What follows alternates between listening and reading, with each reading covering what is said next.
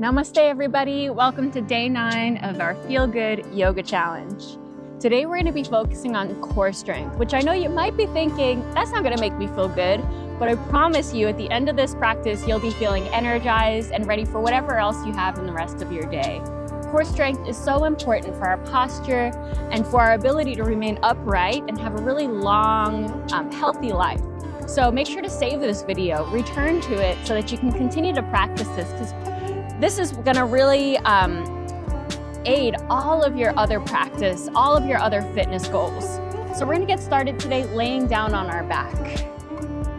So go ahead, come to lay down, and then place your feet flat onto the floor with your knees bent, and take a moment to take your hands underneath your back and just notice that natural curve of your low back away from the mat. See if you can emphasize that curve a little bit away from the ground so you feel more space for your hands underneath there. And then place your hands onto the front of your pelvis. Now see if you can take a breath in, puff your belly up, arch your back away from the floor. And then as you exhale, start to flatten the curve of your low back down, feeling that core start to lightly engage. We're going to inhale again to lift the low back up, arching the low back. Exhale to slowly flatten your low back down to the ground. And continue this a couple more times. Breathing in, arching the low back away. Exhale, flatten the low back curve and feeling the belly button draw in. And let's do that 2 more times. Breathe in, connecting with your breath. And breathe out, flatten that curve back down again. 1 more time. Breathe in. And breathe out. Now find some place that's right in the middle where your low back isn't arching actively away or pressing down, just keeping that low back natural. Just take 3 breaths. Feeling a sense of your body getting heavier onto the ground, centering your mind, and thanking yourself for showing up today. 1 more deep breath.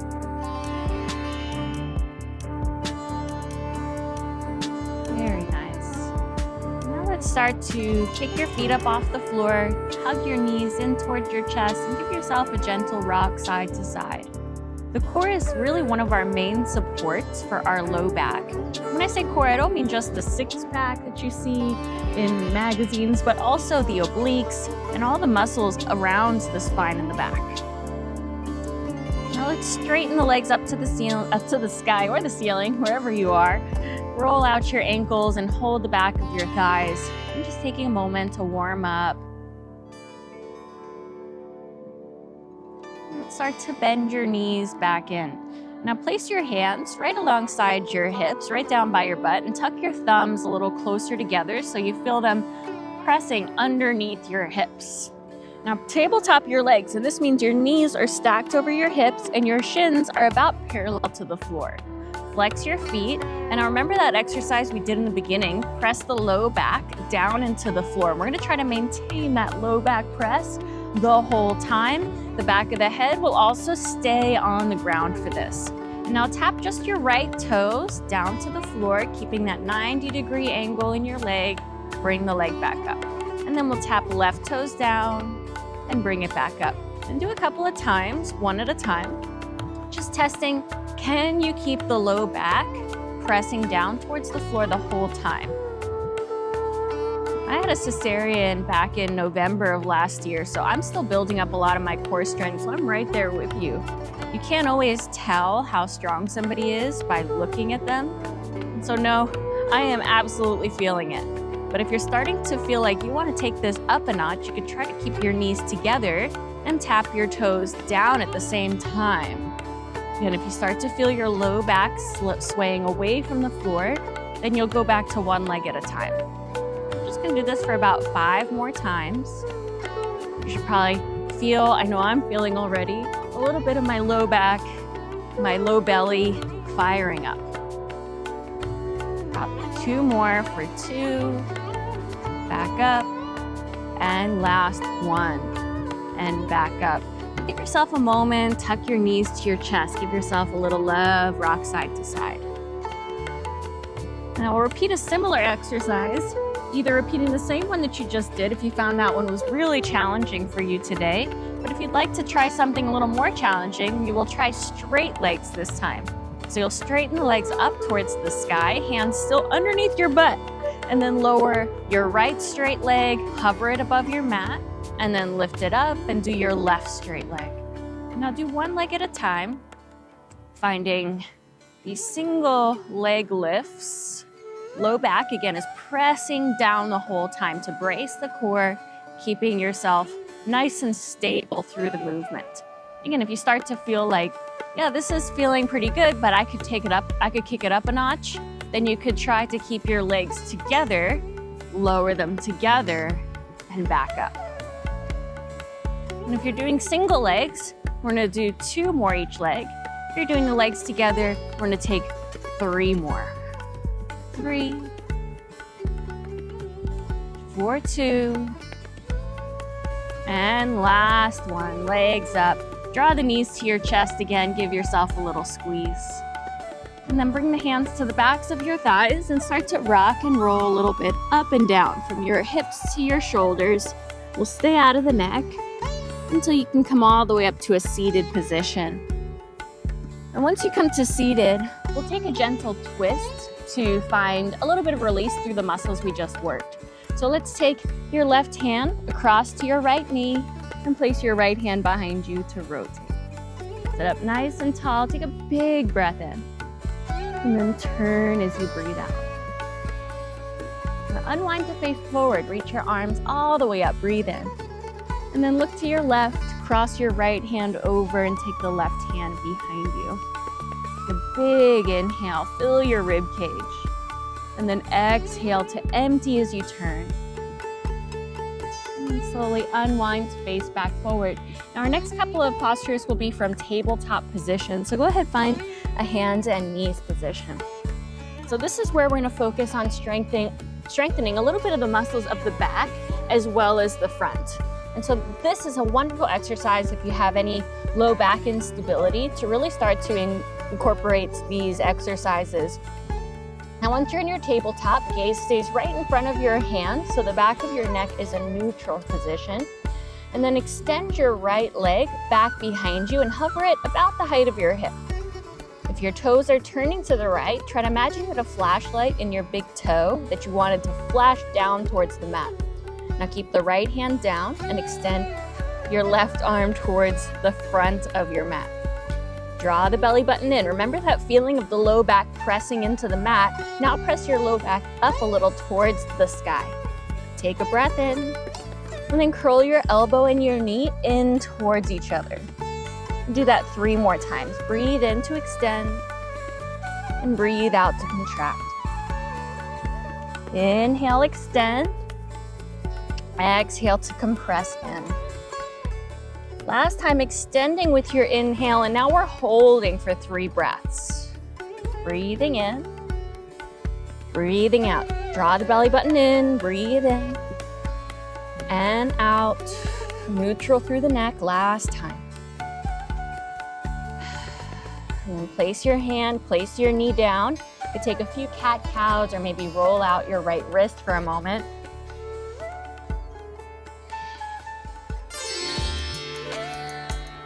Coming to you today from Austin, Texas. It's only 8:30 in the morning, but it's still pretty hot here already.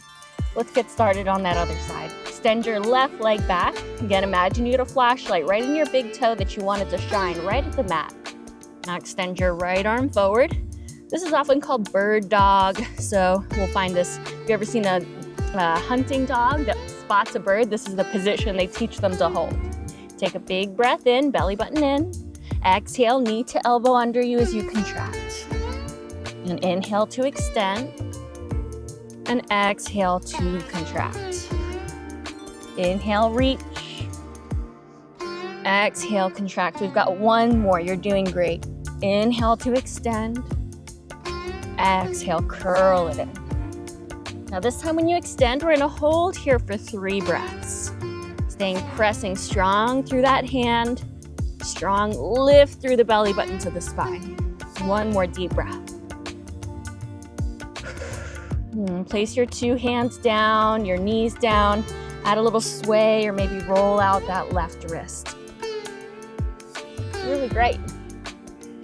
Now, first option for our second round of this is to take it from tabletop again. Taking this from tabletop is gonna be a great release for your wrist. Well, not really a release, but it'll be less intense as if you were doing this in plank, which will be our next round. So if you'd like to take this from plank, you'll walk your feet back and lift your knees off the ground. If you're staying in tabletop, you'll do the same variation we did before. Now pressing down through your palms, see if you can lift your right leg up off the floor. So now we're in this 3-limbed plank. Maybe you come to just the tips of your left fingers. Maybe you can also reach your left arm forward. I know I'm very wobbly here. Take a deep breath in, and then place your hand and your foot back down to the ground. Now lift your left foot off the floor. Maybe you stay with this 3-limbed plank. Maybe you come to just the tips of your right fingers, testing the waters there, or also try the lift of your right arm forward. Wobbling is good. That means we're finding places of instability and we're forcing the body to find its middle again. And then place the hand and the knee down, drop your knees down, give your wrists a little love, a little break. You could interlace your fingers, roll them around a moment. I know these planks can be quite a bit on the wrists. We've got one last exercise for us today. Now getting into the obliques, the sides of your core. So let's go ahead, come back onto your hands and your knees. And then we'll drop down to your forearms. Walk your knees back. Now we're in a modified forearm plank. Pivot your right fingers to point towards your left elbow, and then roll onto your right knee and reach your left arm up. Now we're in this modified side plank on your forearm. If you'd like, you can also extend both of your legs back into a full forearm plank. And meet yourself where you're at. Take a breath in, and then thread your left arm under your ribs. Reach behind you. Inhale, reach it back up. Exhale, thread it through. Inhale to reach. And exhale to thread and pull. One more time, breathe in. And breathe out. Reach that arm back up with your inhale. And then bring your hands down, your knees down. Find your center. Maybe take a cat-cow or 2 before we get to that second side. And then we'll switch over to the second side now. So bring your left forearm down. You could either keep your knees down and lift your hips up in this modified version, or you can extend your legs back into this full forearm side plank. Take a big breath in, press and lift the hips. Exhale, spread your right arm under and reach behind you. Inhale, reach it back up. Exhale, curl it in. Inhale to reach. Exhale to curl. Inhale, reach it up. Last time. Exhale, thread it through. Inhale, reach the arm up. Exhale, hands, knees down. Come back into your tabletop. Take a few cat-cows. Taking all that tension off.